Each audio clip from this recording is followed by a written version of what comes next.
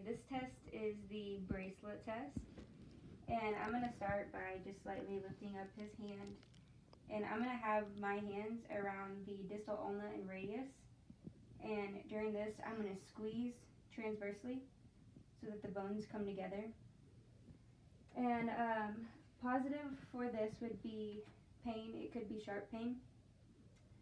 It's because the proximal row of your carpals are being pushed together, and most likely the pain is going to be from RA or OA, and it could also be from a fracture if you have fractured your wrist, but most of the time it's going to be RA or OA. The symptoms that they would come in with is swollen or tender joints that are achy, and it may not be the specific joint that's swollen or tender. It could be a bunch of different joints if they have RA. Usually it's in the older populations, mainly more in women.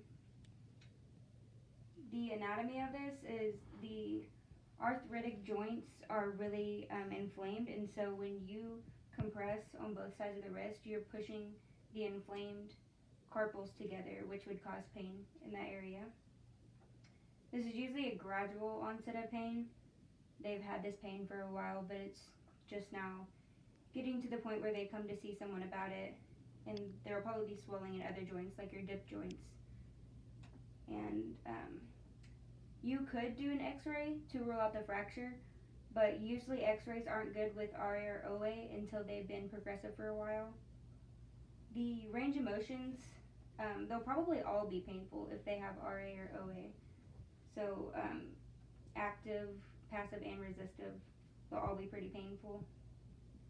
There shouldn't be any MRS changes specifically, but you might have pain with that muscle testing or that deep tendon reflex just because you're hitting on that muscle or the bones in that